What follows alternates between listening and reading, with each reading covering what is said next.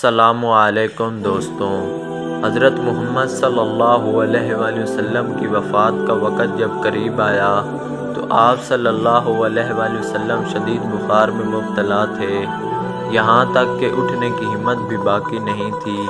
صحابہ کا سہارا لے کر آپ صلی اللہ علیہ وآلہ وسلم مسجد میں تشریف لائے۔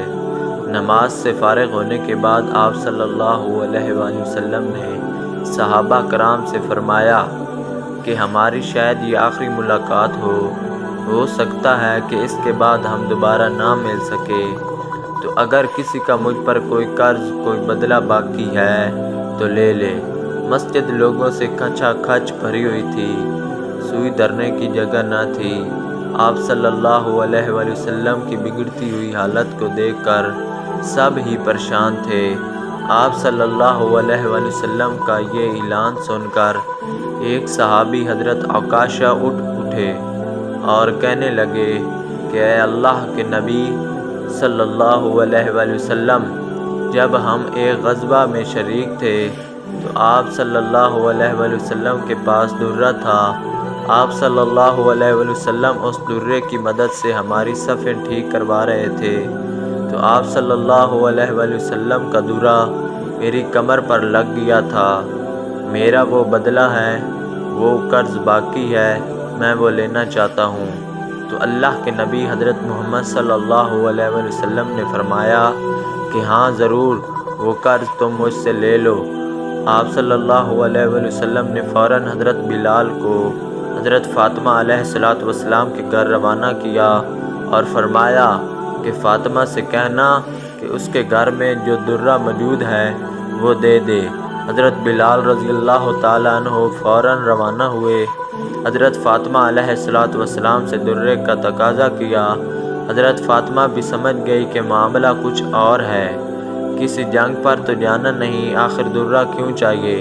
تو حضرت فاطمہ نے حضرت امام حسین علیہ السلام اور حضرت امام حسن علیہ السلام کو ساتھ بھیج دیا کہ عکاشہ سے کہنا کہ ان کو مار لے اور پیار نبی کریم صلی اللہ علیہ وسلم کو کچھ نہ کہے۔ حضرت بلال حسنین کریمین کو ساتھ لیے حضور پاک صلی اللہ علیہ وسلم کی بارگاہ میں حضرت فاطمہ کا پیغام دیا۔ آقا کریم علیہ السلام نے ان معصوموں کو سین میں بٹھا دیا اور حضرت عکاشہ سے کہا کہ آؤ یہ درہ لو اور اپنا بدلہ پورا کر لو۔ حضرت ابو بکر آگے بڑھے اور حضرت عکاشہ کے پاؤں پکڑ لیے، کہنے لگے عکاشہ، پیارے نبی کریم صلی اللہ علیہ وآلہ وسلم کی حالت تو دیکھ، تو کیا کرنے جا رہا ہے؟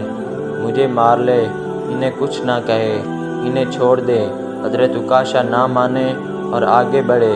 پھر حضرت علی آگے بڑھے اور حضرت عکاشہ کے پاؤں پکڑ لیے، کہنے لگے عکاشہ مت جا، مجھے مار لے، حضرت محمد صلی اللہ علیہ وسلم کو تکلیف نہ دے، تو یہ تو دیکھ کہ وہ کون سی ہستی ہے۔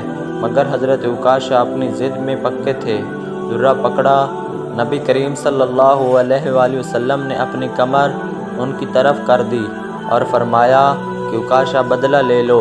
حضرت عکاشہ کہنے لگے یا رسول اللہ صلی اللہ علیہ وآلہ وسلم، ہمارے جسم ننگے تھے، آپ بھی اپنی قمیض اوپر کر لیں۔ تمام صحابہ حیران و پریشان رو رہے تھے اور حضرت عکاشہ کو دیکھ رہے تھے۔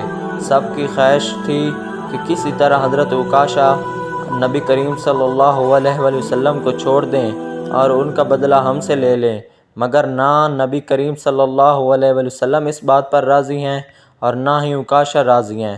عکاشہ نے درہ پکڑا اور آپ صلی اللہ علیہ وآلہ وسلم اپنی قمیض مبارک جسم اطہر سے جدا کرتے ہیں کہ عکاشہ درہ پھینک کر نبی کریم صلی اللہ علیہ وآلہ وسلم سے لیٹ جاتے ہیں اور آپ صلی اللہ علیہ وآلہ وسلم سے کہتے ہیں کہ یا رسول اللہ صلی اللہ علیہ وآلہ وسلم، میں آپ صلی اللہ علیہ وآلہ وسلم پر قربان، میرے ماں باپ آپ پر قربان، میں تو بس ایک بار قریب سے آپ صلی اللہ علیہ وآلہ وسلم کو دیکھنا چاہتا تھا۔